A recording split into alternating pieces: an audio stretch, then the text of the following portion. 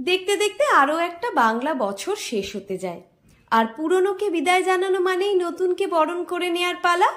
তাই এই নববর্ষের প্রাক্কালে বানিয়ে নিলাম আরো একটা মিষ্টির রেসিপি। নমস্কার বন্ধুরা, আমি অপালা, অপালার রান্নাঘরে আপনাদের সকলকে স্বাগত জানাই। আমার আজকের রেসিপি সুজির মালাই চপ। তাহলে চলুন রেসিপিটা দেখে নিই। একটা ফ্রাইং প্যানে 1 চা চামচ ঘি নিয়ে নিয়েছি। ঘিটা গরম হয়ে যাওয়ার পরে এর মধ্যে দিয়ে দিলাম 1 বাটি দুধ।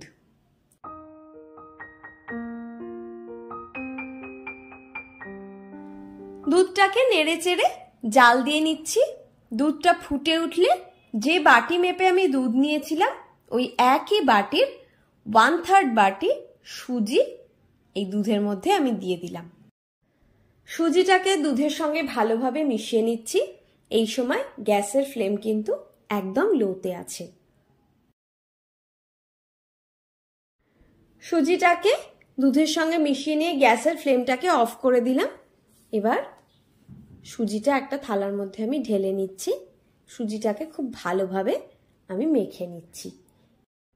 একটা মসৃণ ডো তৈরি করে নিচ্ছি। সুজিটা ভালোভাবে মেখে নেওয়া হয়ে গিয়েছে। এবার এর থেকে অল্প অল্প পোর্শন নিয়ে আমি এগুলোকে গোল গোল করে চপের শেপ দিয়ে নিচ্ছি। দেখুন কত সহজেই মিষ্টিগুলো বানিয়ে নেওয়া যাচ্ছে। একইভাবে আমি সমস্ত মিষ্টিগুলো বানিয়ে নিচ্ছি।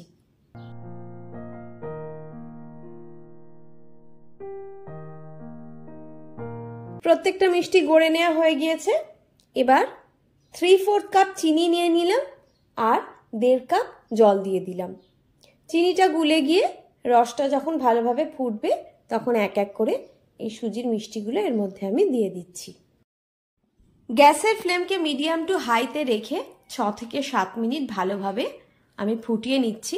কিছুক্ষণ পরে দেখবেন মিষ্টির সাইজগুলো কিন্তু আস্তে আস্তে বড় হয়ে যাবে। আশা করি দেখে বুঝতে পাচ্ছেন, তাই জন্য এখানে একটু হাতা দিয়ে আমি ডুবিয়ে ডুবিয়ে দিলাম। 6 থেকে 7 মিনিট পরে একটু হাতায় করে আমি দেখে নিচ্ছি রস সমেত মিষ্টিটাকে তুলে এটা ঠিকঠাক হয়েছে নাকি।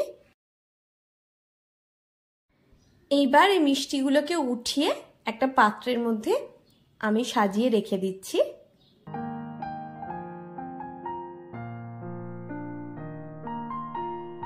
অপরদিকে মালাইটা রেডি করার জন্য নিয়ে নিয়েছি 1 কাপ পরিমাণ দুধ।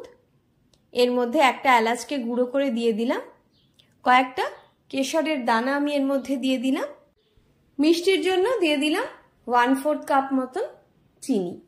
মিষ্টিটা আপনারা আপনাদের প্রয়োজন অনুযায়ী দেবেন। এবার দুধটাকে ভালো করে জাল করে একটু ঘন করে নিচ্ছি। তবে খুব বেশি ঘন আমি করলাম না। গ্যাসের ফ্লেমটা অফ করে বানিয়ে নেওয়া মালাইটা মিষ্টিগুলোর উপরে আমি ঢেলে দিলাম। গার্নিশিংয়ের জন্য ওপরে একটু পেস্তা কুচি ছড়িয়ে দিচ্ছি।